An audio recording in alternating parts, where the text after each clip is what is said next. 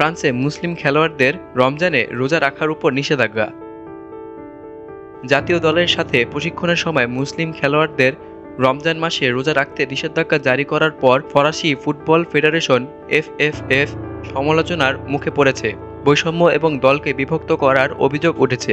এফএফএফ রমজান পালনকারী খেলোয়াড়দের জানিয়েছে যে তারা ক্লেয়ার ফন্টেইন প্রশিক্ষণ শিবিরে রোজা রাখতে পারবে না। আন্তর্জাতিক খেলা শেষ হওয়ার পর তারা কেবল মিস করা রোজার দিনগুলোর জন্য ক্ষতিপূরণ দিতে পারবে। মহিলাদের জন্য হিজাব নিষিদ্ধ এবং এখন রমজান পালনকারী খেলোয়াড়দের জন্য রোজা রাখার উপর নিষেধাজ্ঞা রয়েছে।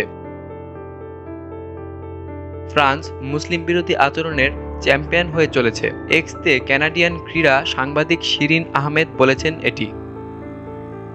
বেশিরভাগ লেজ ব্লু খেলোয়াড় আফ্রিকা এবং উত্তর আফ্রিকান পটভূমি থেকে এসেছেন, যেমন উসমানে ডেম্বেলে, এনগোলো কান্তে, এলিয়াস গোয়েন্দৌজি, ইব্রাহিম কোনোটে এবং ফেরল্যান্ড মেন্ডি।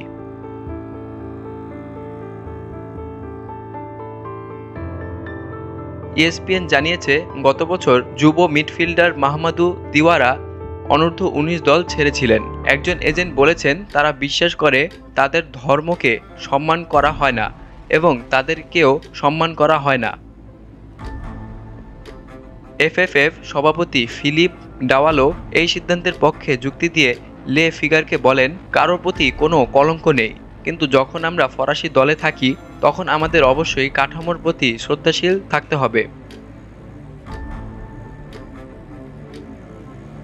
তিনি ফেডারেশনের নিয়মের দিকে ইঙ্গিত করেন যেখানে নিরপেক্ষতা জোরদার করা হয় এবং ম্যাচ চলাকালীন রাজনৈতিক বা ধর্মীয় অভিব্যক্তি নিষিদ্ধ করা হয়। এফএফএফ বিতর্কের জন্ম দেওয়ার ঘটনা এটাই প্রথম নয়। গত বছর রেফারিদের সূর্যাস্তের সময় খেলা বন্ধ না করার নির্দেশ দেওয়া হয়েছিল যাতে রোজাদার খেলোয়াড়রা তাদের রোজা ভাঙতে না পারেন। তখন প্রিমিয়ার লিগ এবং বুন্দেসলিগার মতো লিগগুলো এটির অনুমতি দিয়েছিল।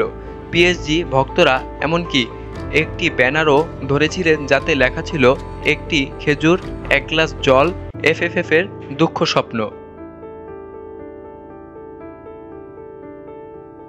ফরাসি সংস্থার মতে সন্ধ্যায় ইফতারের কারণে খেলাধুলা বন্ধ হয়ে গেলে এফএফএফ আইনের বিধান মেনে চলে না। ফেডারেল রেফারি কমিশনার সভাপতি এরেকি বোরঘিনি এফএফএফকে বলেন, ধারণাটি হলো যে সব কিছুর জন্য একটি সময় আছে, খেলাধুলা করার সময়, নিজের ধর্ম পালনের সময়।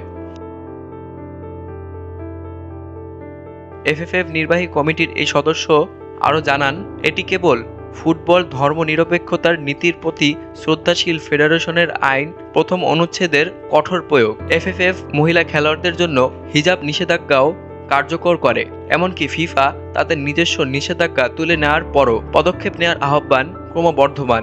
সবকিছুই ফুটবল পডকাস্টে মুসলিম খেলোয়াড়দের জাতীয় দল বয়কট করার আহ্বান জানানো হয়েছে।